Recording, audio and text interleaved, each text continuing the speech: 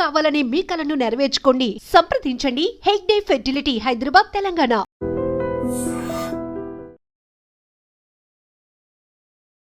నమస్తే, welcome back to IT media. నేను మీ Jhansi. Periods ప్రతి అమ్మాయికి ఇన్నెవిటబుల్ అని చెప్పచ్చు. Every women can face period pains. చిన్న ఏజ్లోనే ఇప్పుడు ఫస్ట్ పీరియడ్ అనేది స్టార్ట్ అయిపోతుంది. ఆ పెయిన్ తట్టుకోవడం, స్టమక్ పెయిన్ వస్తుంది కొంతమంది కాళ్ళు నొప్పులుగా ఉంటే, కొంతమందికి నడుము నొప్పిగా ఉంటుంది. ఏదో ఒక సమ్ పెయిన్ఫుల్ ఇష్యూస్ అయితే ఎవ్రీ మంత్ ఫేస్ చేస్తూ ఉంటారు.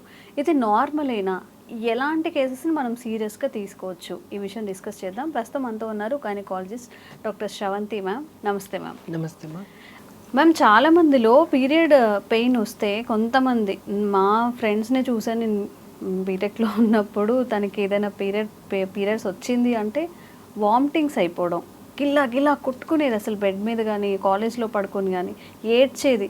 బట్ ఇన్ మై కేస్ నాకేం పీరియడ్ పెయిన్ అంతగా ఉండేది కాదు, జస్ట్ కొంచెం పీరియడ్ వచ్చినప్పుడు. ఇట్లా అంటే డిఫరెంట్ కేసెస్ ఎందుకు ఉంటాయి, మరీ అంత పడిపోయి గిలగిలా కొట్టుకునే సిచ్యువేషన్స్ ఎందుకు వస్తాయి? వాళ్ళ అంటే ఇంతకుముందు జెనెటిక్స్ వల్ల వస్తాయా, వాళ్ళలో ఏదైనా ఇష్యూ ఉంటే వస్తాయా అలాంటివి? కరెక్ట్. ఇది మంచి టాపిక్. అసలు చెప్పాలంటే పీరియడ్ పెయిన్ అనేదాన్ని డిస్మెనోరియా అంటాం.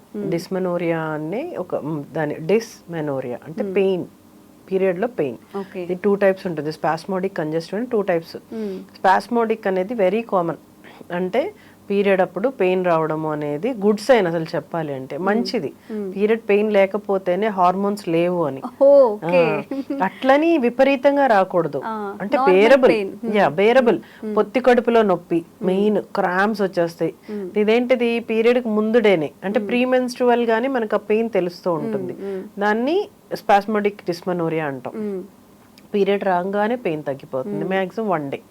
తర్వాత పీరియడ్ అవుతుంటది కానీ పెయిన్ ఏమి ఉండదు. సో అది మంచిది. కొంచెం ఎక్కువగా కంప్లైంట్ అనేది సెకండ్ డే లో బ్లీడింగ్ తో పాటు పెయిన్ ఎక్కువ ఉండి థర్డ్ డే నుంచి తగ్గుకుంటూ వచ్చేస్తుంది. కానీ కంజెస్టివ్ అంటే కొన్ని రోగాల వల్ల కొన్ని డిసీజెస్ ఉంటాయి అన్నమాట. ఎండోమెట్రియోసిస్ అని కొన్ని ఉంటాయి. వాటి వల్ల థర్డ్ డే ఫోర్త్ డే ఇంకా పెయిన్ ఎక్కువ అవుతుంది. కొంతమందికి పీరియడ్ అయిన తర్వాత కూడా పెయిన్ ఉంటుంది, కొంతమందికి పీరియడ్ ముందు ఉంటుంది. ట్రిపుల్ డిస్మెనోరియా అంటాం, అంటే ఎప్పుడు చూసినా పెయిన్ ఉండడం. సో అవి డిసీజెస్ వల్ల. కానీ పెయిన్ అనేది మంచిది, మరక మంచిదే అన్నట్టు పెయిన్ మంచిదే. బట్ ఎంత వరకు ఉండాలి? బేరబుల్ వరకు మనిషి తట్టుకోగలిగిన దానికన్నా కొంచెం ఎక్కువ ఉన్నా పర్వాలేదు. మాక్సిమం ఒక టాబ్లెట్, నార్మల్ కేసెస్ ఒక టాబ్లెట్ తోటి, ఇప్పుడు మనకు ఉంటున్నాయి టాబ్లెట్ పెయిన్ కిల్లర్, ఒకటి వేసుకుంటే సెట్ అయిపోతుంది అనుకుంటే that is good. Pain, lower abdomen pain, అలాగే బ్యాక్ పెయిన్, కొంతమందికి నడుము నొప్పి కూడా వస్తుంది, కొంతమందికి కడుపు నొప్పి వస్తుంది, కొంతమందికి 2 ఏరియాల్లో వస్తుంది. That is fine. But bearable ఉంటే కరెక్ట్ అని. అసలు పెయినే లేదు నాకు, పీరియడ్ అప్పుడు పెయిన్ ఉండదంటే అది మళ్ళీ భయం, క్వశ్చన్ మార్క్. స్పెషల్ కేసు అంటే హార్మోన్స్ లో పీసీఓడి వాళ్ళకి చాలా మందికి పెయినే ఉండదు, ఎందుకంటే హార్మోన్ లేదు, అందువల్ల పెయిన్ ఉండదు. వాళ్ళకి వచ్చేదే 3-4 నెలలకు వస్తుంది, వచ్చినప్పుడు పెయిన్ ఉండదు. So that is wrong. కొంచెమైనా పెయిన్ ఉండాలి. బట్ ఇప్పుడు కంఫర్ట్ అనేది పెయిన్ మీన్స్ మనం మాట్లాడుకునేదే కాకుండా ఏదైనా బ్యాక్ పెయిన్ లాంటిది నీరసంగా అనిపించడం, అవి కూడా సిమ్టమ్స్. అవి ఇంకా తప్పదు. నాజియా అంటే వామిటింగ్ సెన్సేషన్ ఉండడము, వామిటింగ్స్ అవ్వడము, తినకపోవడము, ఎన్ని విపరీతమైన హార్మోనల్ ఇంబ్యాలెన్స్ వల్ల. కొంతమందికి బ్రెస్ట్ పెయిన్ వస్తూ ఉంటుంది, బ్రెస్ట్ లేదో గుచ్చినట్టు ఉండడము, ఇవన్నీ.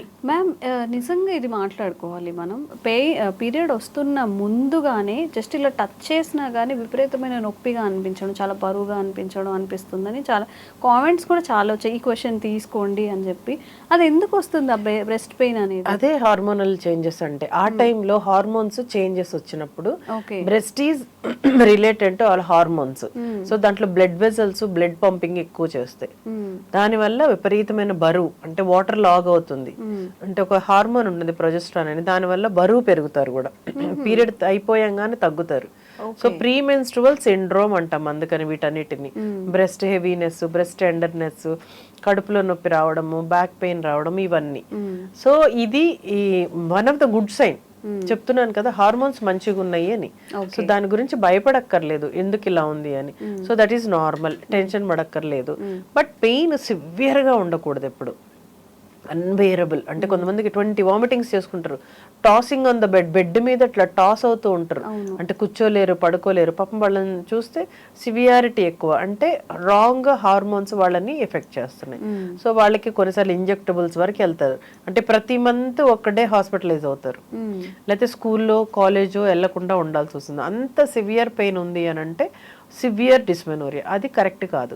కొంతమందికి పెయిన్ తో పాటు హెవీ బ్లీడింగ్ ఉంటుంది, అంటే సమ్ ప్రాబ్లమ్స్, అంటే గర్భసంచి గడ్డలు లాంటి ఓసిస్ట్లో ఏవో ఉంటాయి. సో డిసీజ్ సైన్, ఈ సివియర్ పెయిన్ ఉండడము one of the disease sign. అట్లానే అందరికీ కాదు, కొంతమందికి మీరు అన్నట్టు హెరిడిటరీ జెనెటికల్ గా కూడా ఫ్యామిలీలో రన్ అవుతుంటది ఈ పెయిన్, ఇంకా వాళ్ళు భరించాల్సిందే. సో అస్సలు పెయిన్ ఉండకుండా ఉండదు, అట్లనే సివియర్ పెయిన్ ఉండకూడదు. మోడరేట్ గా భరించగలిగే అంత పెయిన్, లేదా ఒక టాబ్లెట్ వేసుకునే పెయిన్ ఈజ్ నార్మల్, దాన్ని అబ్నార్మల్ అనుకోవద్దు. బట్ మీ ఫ్రెండ్కి వచ్చిన పెయిన్ మాత్రము హారిబుల్ అనమాట, అంత రాకూడదు, అంత అవసరం లేదు. 19-20 అదే ఏజ్, సేమ్ ఏజ్లో సివియర్ పెయిన్ అనమాట. తనకి ఇంకా వామిటింగ్స్, తనకి పీరియడ్ స్టార్ట్ అవుతుంది అంటే మేము ఒక 4 మెంబర్స్ ఉండేవాళ్ళం, ఇంకా మొదలైంది జాతర, అట్లా ఉండేదన్నమాట. సివియారిటీ ఎక్కువ, బాగా చదివేది, అలానే చాలా ఎక్కువ పెయిన్ కూడా. నువ్వు ఎందుకు రెస్ట్ తీసుకోవచ్చు కదా అనేవాళ్ళం, అట్లనే ఇయర్స్ అలా అయిపోతూ ఉండేది. కానీ పాపం అంత పెయిన్ అవసరం లేదు అంత. కొంతమందికి జెనెటికల్ గా వాళ్ళ పేరెంట్స్ అంటే వాళ్ళ మదర్ కూడా అలాగే సఫర్ అయి ఉంటారు, కొంతమందికి అది ఉంటుంది. సో అంత పెయిన్ ఉన్నప్పుడు అంత భరించుకుంటూ ఉండద్దు, just go for 1 or 2 medications, ఏం కాదు. 1-2 టాబ్లెట్స్ తోటి మనకి ఏం పెద్ద ప్రాబ్లం రాదు. సో అందరు ఏంటంటే మెడిసిన్ తీసుకోకూడదు, రేపు పిల్లలకి ప్రాబ్లం వస్తుంది అట్లా అనుకుంటారు. అంత పెయిన్ ఎలా భరిస్తాము? Humanly not possible. అందులో ఇప్పుడు మీరు అన్నట్టు అర్లీగా వచ్చేస్తున్నాయి, 9 years కి 10 years కి వస్తున్నాయి. చిన్న పిల్లలకి అంత పెయిన్ అంటే ఎలా భరిస్తారు? సో నేనేం చెప్తానంటే, ఏం టెన్షన్ లేదు, రోజుకు ఒక టాబ్లెట్ 2 టాబ్లెట్లు, అది 1 or 2 days. సో మంత్ లో ఒక 2 టాబ్లెట్స్ కి మునిగిపోయేది ఏం లేదు, కంఫర్టబుల్ గా ఉంచి వదిలేయండి. ఇంకా అంతకంటే వెళ్ళినా కూడా ఐవీ ఇంజెక్షన్స్ జోఫర్ అని ఉంటుంది, అంటే వామిటింగ్స్, అది ఇచ్చేస్తాం. అలాగే పెయిన్ కిల్లర్ ఇచ్చేస్తాము, అట్లీస్ట్ ఆ రోజు గడవాలి కదా వాళ్ళు. So that is not wrong. Pain రానియండి, దానికి భరించలేకపోతే ట్రీట్మెంట్ అయితే తీసుకోవచ్చు, నథింగ్ రాంగ్.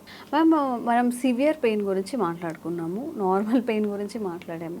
పీరియడ్ అయిపోయిన తర్వాత, ఈ పీరియడ్ వచ్చినప్పుడు ఇంత పెయిన్ మనం టాలరేట్ చేయకుండా నార్మల్ పీరియడ్స్ రావడానికి హోమ్ రెమెడీస్ కానీ, ఎక్సర్సైజెస్ కానీ, లైఫ్ హ్యాబిట్స్ చేంజింగ్ ఏమైనా ఉన్నాయా? ఎస్, ఎందుకంటే నేను ఇది ఎందుకు ఇంపార్టెంట్ క్వశ్చన్ అనిపిస్తుందంటే, మీరు చూస్తారు అథ్లెట్స్ పీరియడ్స్ రావా వాళ్ళకి, జస్ట్ వస్తాయి, మరి వాళ్ళు ఎలా ఫిట్ గా ఉంటున్నారు. ఈవెన్ నేను కూడా స్పోర్ట్స్ ఉమెన్, అప్పుడు అన్ని ఆడేదాన్ని, కబడ్డీ, ఖోఖోలు, షటిల్ అన్ని ఆడేదాన్ని, లాంగ్ జంప్. అయినా అసలు నాకు పీరియడ్ అప్పుడు కూడా నాకు ఏం ప్రాబ్లం ఉండేది కాదు, బికాస్ ఆఫ్ ద ఫిట్నెస్. మీరు ఫిట్నెస్ కానీ మెయింటైన్ చేస్తే ఆ టైంలో ఆ చిన్న పెయిన్ కూడా మిమ్మల్ని ఏం చేయదు, టాబ్లెట్ కూడా అవసరం పడదు. సో ఎక్సర్సైజ్ ఫస్ట్ నుంచి ప్రతి దానికి ఒకటే మందు, ఫిట్నెస్. అంటే డైట్ కానీ ఎక్సర్సైజ్ కానీ కరెక్ట్గా ఉంటే, మా ఇంట్లో మా ఫాదర్ వెరీ స్ట్రిక్ట్, పచ్చికోడి గుడ్లు తాగిపిచ్చేవాడు బో.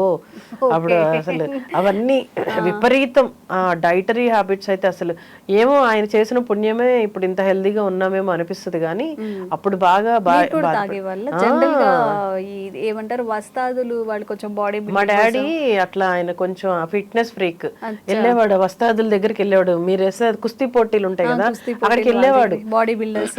అక్కడికి వెళ్ళి అవన్నీ మా మీద ప్రయోగం, రకరకాల ఫుడ్లు మా గొంతులో పోసేవాడు, ముక్కు మూసేసేవాడు గొంతులు.